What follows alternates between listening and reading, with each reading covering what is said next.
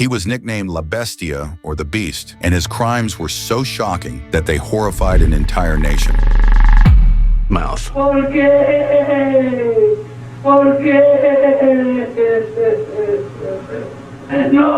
Garavito cried out for Duran to stop.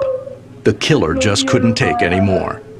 This tape, made by Colombian authorities, registered the exact moment when the world's deadliest serial killer of children confessed his crimes.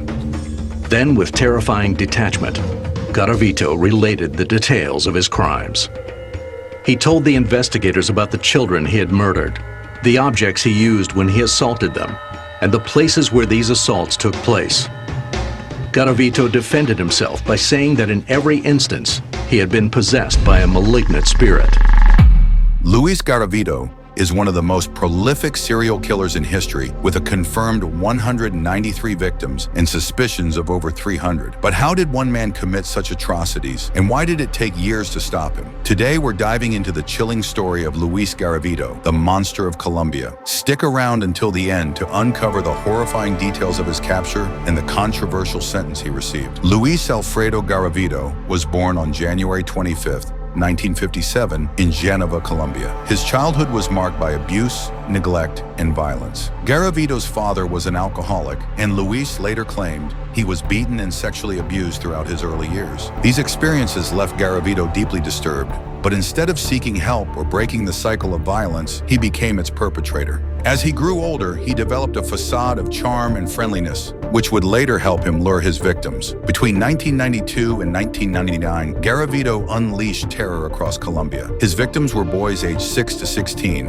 often from impoverished families. Garavito targeted children who were particularly vulnerable, such as those working on the streets or living in rural areas. He approached them under the guise of offering money, food, or work, using his manipulative charm to gain their trust. Once he had isolated his victims, Garavito subjected them to unimaginable torture, rape, and ultimately murder. The remains of his victims, often buried in shallow graves, showed signs of extreme brutality, including mutilation.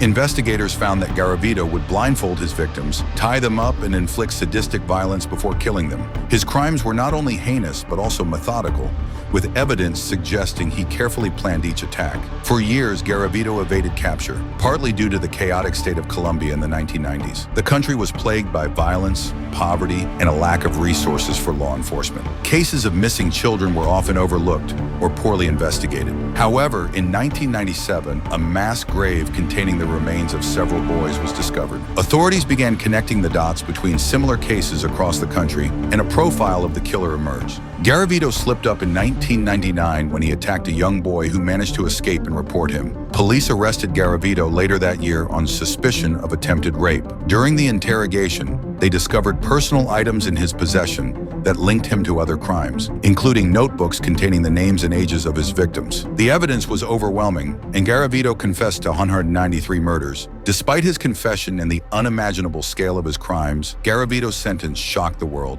In Colombia, the maximum sentence at the time was only 40 years, and because Garavito cooperated with authorities and helped locate the remains of his victims, his sentence was reduced to 22 years. This sparked outrage, with many arguing that such a lenient punishment was an insult to the victims and their families. Garavito was imprisoned in 1999, but due to good behavior, there's been speculation that he could be released early. His case has reignited debates about justice, punishment, and the rights of victims. Luis Garavito's story is one of unimaginable horror, but it also highlights the systemic failures that allowed his crimes to go undetected for so long. While his victims will never get justice equal to the scale of his atrocities, his case serves as a grim reminder of the importance of protecting vulnerable children. What are your thoughts on Garavito's sentence? Let us know in the comments, and don't forget to subscribe to the Crim Vault for more chilling stories from the darkest corners of crime. And we'll see you next time.